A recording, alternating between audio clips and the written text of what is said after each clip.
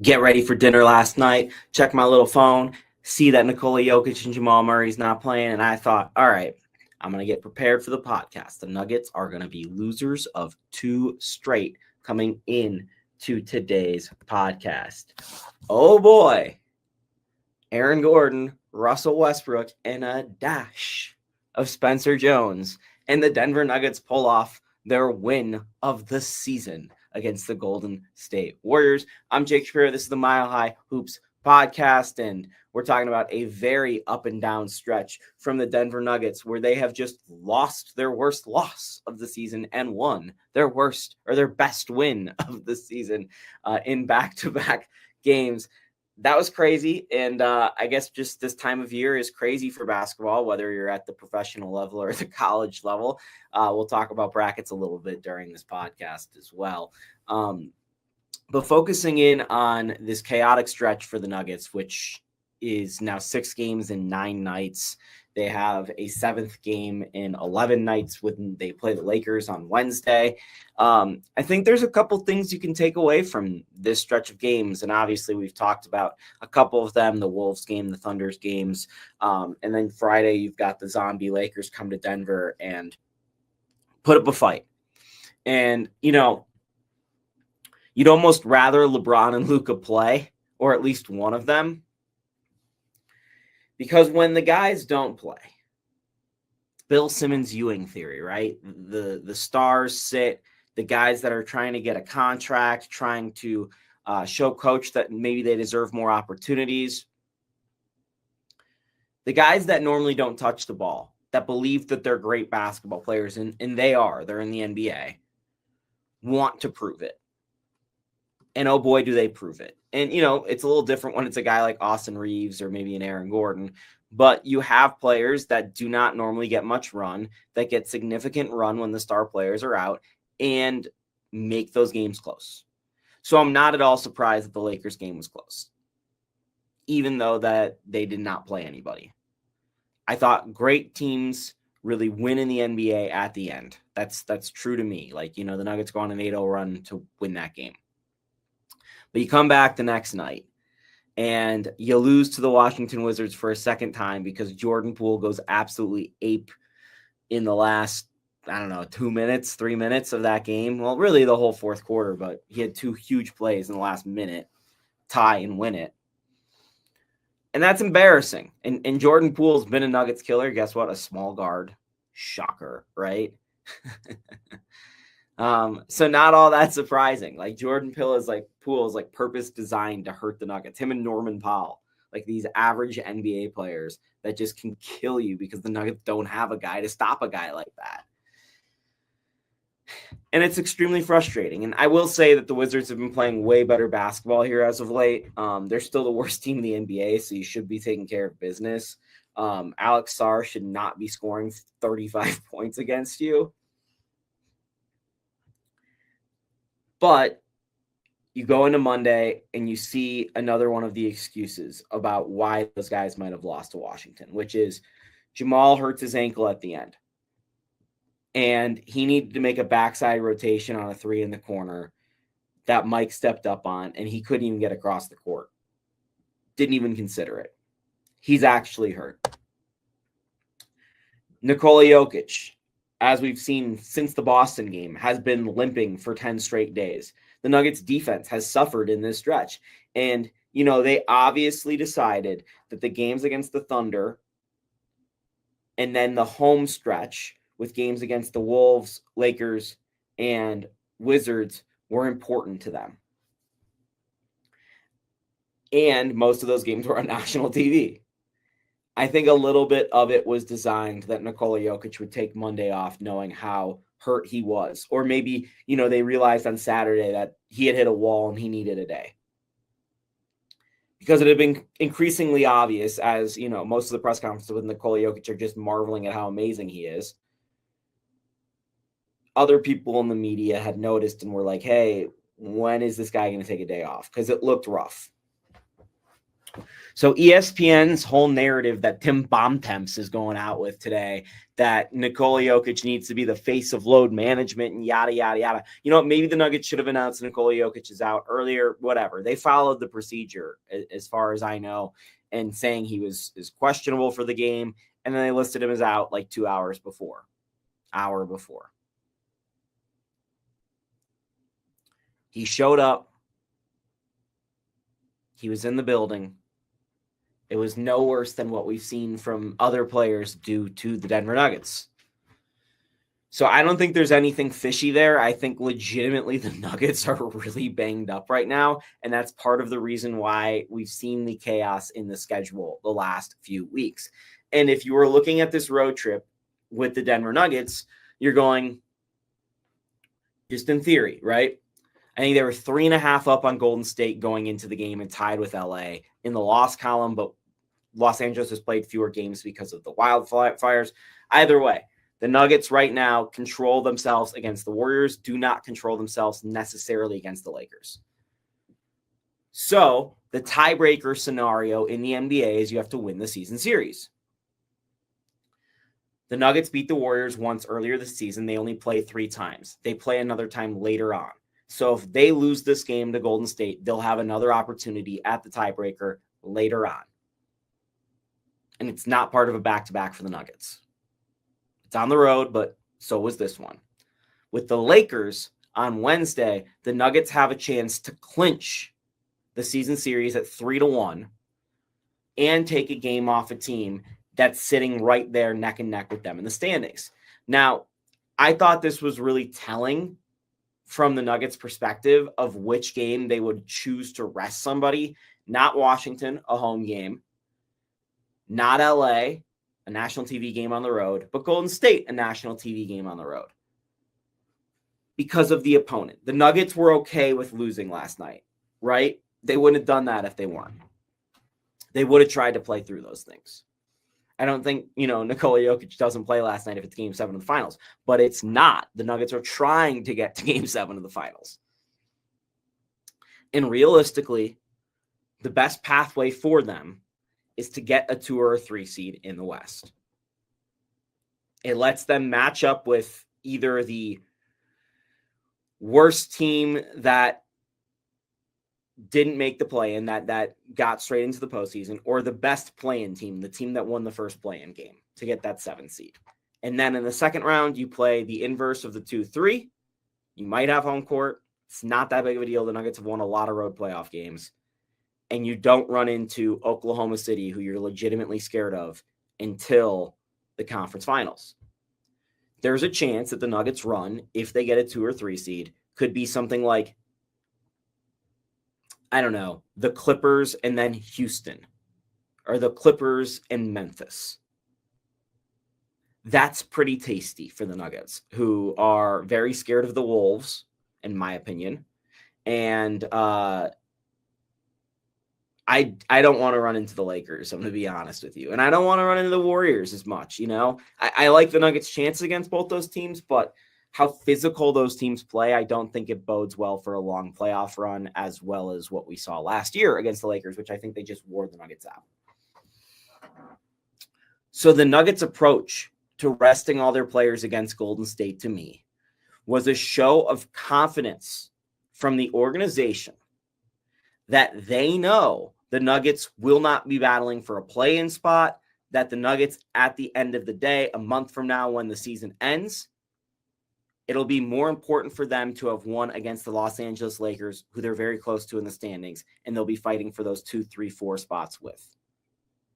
That was important to me. So while you can't maybe take away that much in terms of what happened on the floor from that game in Golden State, just like you couldn't against the Lakers last Friday, the Nuggets picking up those 2 wins in the standings-wise only, was more important than them beating Golden State or legitimately any other win that they've had for like a month. Standings-wise only. Now, on the floor last night, what we saw from the Nuggets and what I continue to say about this team is that there's a great team in there somewhere. The Nuggets just can't find it. or they can't find it consistently, I should say. The defense in which was played last night by the Nuggets was impressive, forcing 21 turnovers, which is the third highest number of the year. It was the first time in 6 weeks the Nuggets defense had forced the opponent to score 105 points or fewer. Yes, the Golden State Warriors had a historically bad shooting night from 3, the free throw line, and turning the ball over. But the Nuggets were legitimately applying pressure, contesting shots, and forcing turnovers. It wasn't like they were just a passenger in this game. They did play really well. So I do think that it's part the Warriors played awful last night, but the Nuggets and their JV squad was able to take advantage. And it was Aaron Gordon with his Nuggets high 38 points that was doing everything that we love about Aaron Gordon. Facilitating, driving to the hoop, playing that dunker spot, getting the finishes, hitting a couple really big shots, all the while playing defense. And what's funny about Aaron Gordon in this game is you put Aaron Gordon as a center across the league, most teams, and you're like, all right, the Nuggets are playing a little bit smaller right now. Against the Warriors, Aaron Gordon is the biggest, strongest guy on the floor. So the Nuggets could still use their size advantage, and Aaron did that against Draymond Green, and Quentin Post is technically taller, but he's not as strong. Jackson Davis has some bulk to him. Looney's got some bulk, but he's not the player he was a couple of years ago. So Aaron's the badass in that game, so to speak, right? Like he's the guy, he's the dog down low.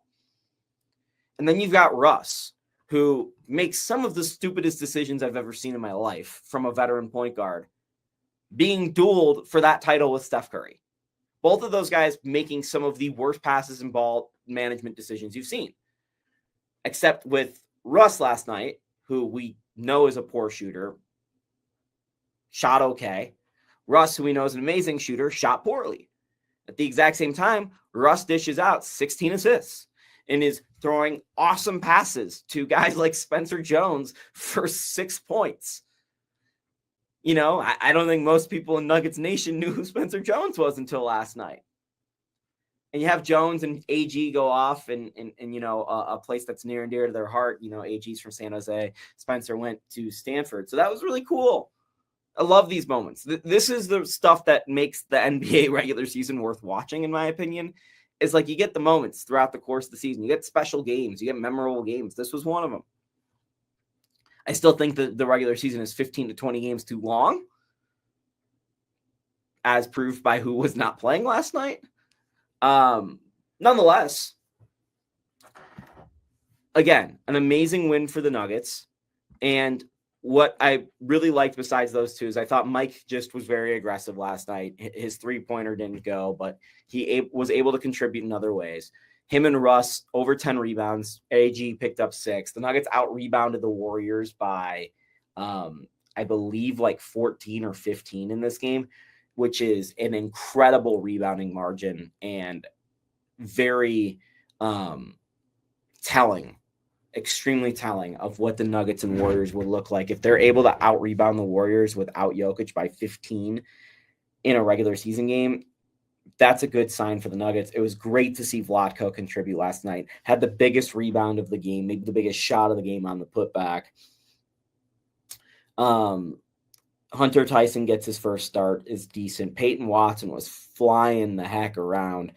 That's the best version of Peyton Watson, what we saw last night. You know, some turnovers there that were bad and some bad missed shots, but you're going to take 5 of 8 with 1 turnover and, you know, what, 4 blocks and 1 steal from Peyton every night if you can. So that was, I thought, what changed the game for the Nuggets. Is I'm trying to say this without telling you Jokic is a bad defender, because I don't think Jokic is a bad defender. But I think the Nuggets can reshape their identity without Jokic on the floor, being built around strong defense and communication and connectivity on that end, which is just something you're not going to get with Jokic. Like, I think the Nuggets can have a decent defense with Jokic on the floor. Without Jokic on the floor and with some of the bodies that they have, with the effort that they can put out there, I think the Nuggets can have a great defense in the 8 minutes Jokic is off the floor. And we saw that last night. That was a really good defensive effort led by guys like Peyton Watson, Aaron Gordon at the 5, instead of Jokic. I think Michael Porter Jr. gets not enough credit for just awesome defense that he plays. I thought Porter was the second best Nugget in that game besides AG. So we learned, I think, how great AG and Michael Porter Jr. are. And, AG gets a lot of credit, deservingly so, especially for me. I love AG. But Michael Porter Jr. is a guy I'm just going to continuing to hammer home is a guy that deserves a lot of credit. We also learned that the Nuggets maybe have a little bit more depth on their bench than people realize. And it's on Michael Malone to figure out how to get the best out of these guys. And I thought he did a good job last night. He stopped playing Zeke and Jalen, who weren't as effective, and kept playing Spencer Jones and Vlatko. Hunter Tyson didn't get as many minutes, right? He made the right decisions. And I thought that was an impressive coaching job from Michael Malone last night, especially after maybe 2 games where you were curious about some of the decisions he made as the head ball coach. All right. We've got Nuggets Lakers coming up on Wednesday, as I've mentioned. 4-game trip, starts off right. You've got Portland on Friday, which I think is a sneaky tough game. And on Sunday, you've got Houston, who, again, not only are you tied with the Lakers, you're tied with Houston right now, actually, for the 2 seed. So these are really important games standings-wise for the Nuggets. I'm not sure how much you're going to learn in terms of what it would look like in the playoffs. But after last night's game, the Nuggets just have 6 road games left on the season, and they have 12 games to play. So 3 more on the road. Then the Nuggets have, a significant amount of home games coming up.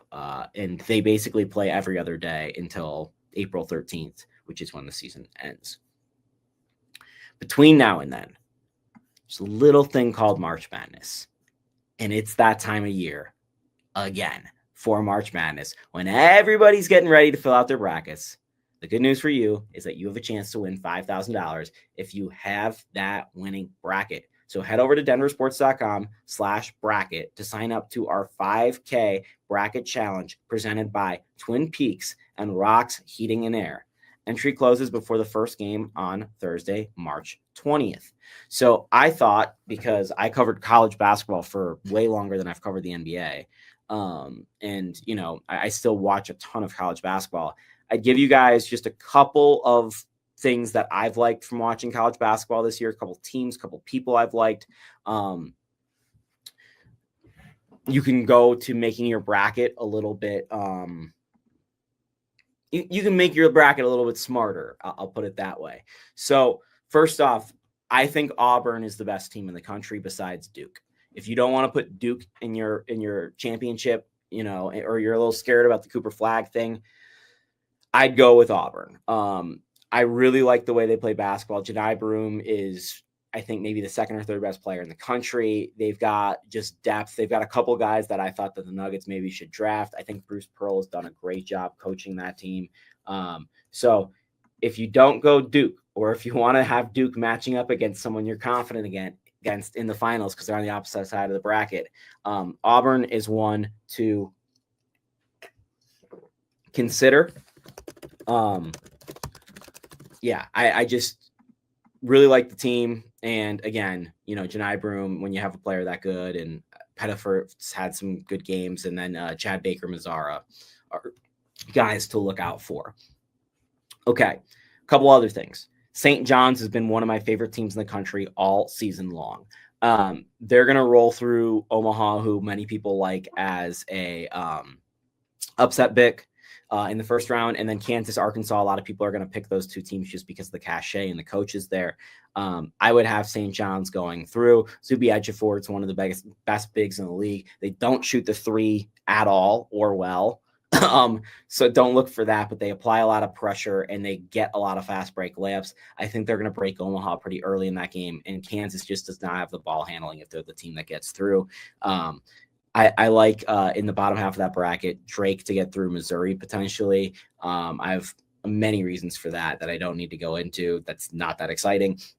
But all you need to know is that, in my opinion, I think St. John's is an Elite 8 team. I wouldn't hype them up past that because Florida's playing some of the best basketball in the country. Big fan of their coach. I saw them last year against Colorado in the NCAA tournament. Colorado pulls the win out against them in Indianapolis, but they've come back and been a lot better, including just some giant wins to win that SEC tournament. So I like Florida as the Final Four team, and of course, this is getting very banal because I'm just picking one seeds. But I think that this year that there have been 4 to 5 elite teams at the top, and then there's a huge drop off and a lot of good teams. So that's something that I would consider. I don't think this year is necessarily the year to go away from picking the power teams. My favorite team in the country, besides the Colorado Buffaloes, the University of New Mexico Lobos. Woof, woof, woof. I think they got a horrible draw. Marquette doesn't have as much talent maybe as in the past, but Shaka Smart is a heck of a coach. Marquette's one of my favorite teams in the country too. So I like New Mexico to pull that upset, but they are going to lose to Michigan State, who is the best team in the Big Ten all season long. They do not have a chance, unfortunately, which stinks because, you're watching Donovan Denton, who's the Mountain West Player of the Year all year, and you're like, oh my God, this team is fantastic.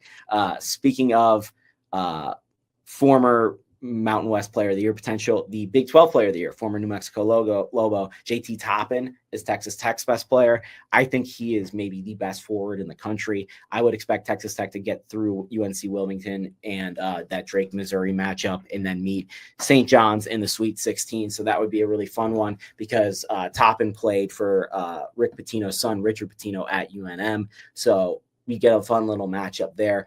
My number one upset that I'm looking for is actually a game that's going to occur in Denver. I think UC San Diego is going to beat Michigan. I really do.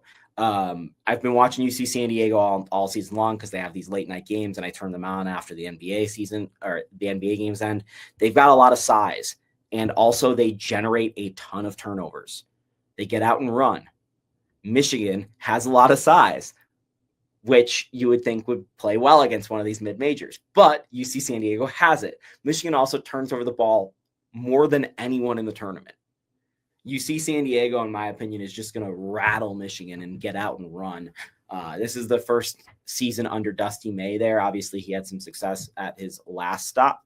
But I like UC San Diego to be my big upset pick in the first round, that 5-12 that everyone's looking for. Again, I think Kansas is dead as a basketball team right now. St. Mary's, I've liked watching all season long as well. I'm going to see if there's anything else in here that sticks out to me. Tennessee, I really enjoy watching play. That's a good one. And let me see. A lot of people ask me about Memphis, Colorado State. Memphis without one of their better players in this matchup, potentially, who sat out the SEC tournament. Colorado State, I like a lot. Nick Clifford, I'm a huge fan of, will always be, forever Buff and, resident of the state. Yeah, to me, this bottom left is by far the most interesting region. But Memphis, Colorado State, games in Seattle. Colorado State has played awesome lately. Nick Clifford has been one of the best players in the country. They do not have a player that's usable on their roster over 6'8", and Memphis recruits a lot of guys that are top 100 recruits. They have the size and athleticism in this matchup. I do think Medved is a better coach than Penny Hardaway. You do have some senior guard play at Colorado State with Jalen Lake. I don't think it's going to be enough. And I know Colorado State is favored in this game against Memphis, and it's a matchup of two mid-majors, so maybe you feel a little bit better, but Memphis is more recruits like a power than a mid-major. I just don't like the Rams, unfortunately. And I know that's funny coming from a guy with a CU hat, but I actually was rooting for Nick Clifford because, like I said, he's my guy, and I wanted Colorado State to make a run. So besides UNM, I was actually happy to see them go through. Wouldn't be surprised if another Mountain West team in Utah State gets through UCLA as well. Have not loved UCLA this year, which is unfortunate because Mick Cronin is the guy. I love Mick Cronin. But that Utah State program is just incredible. 3 different coaches, 3 different years, 3 different tournaments, and they just keep it rolling. So it's cool to be an Aggie fan, I guess. All right. That's kind of some of the stuff I've been watching with the tournament. Love to see if you've got an outrageous bracket or upset, you can send that to me on social media at Shapalicious. We'll be talking everything basketball Thursday on the Mile High Hoops podcast. We'll be recapping the Lakers game then. And of course, I'll be podcasting during the first round of the NCAA tournament. So you'll probably be watching later, not live on Thursday. Anyway, Jake Shapiro, Mile High Hoops podcast. Make sure you like and subscribe to everything on Denver Sports YouTube channel. Thank you for tuning in, and we'll talk to you next time.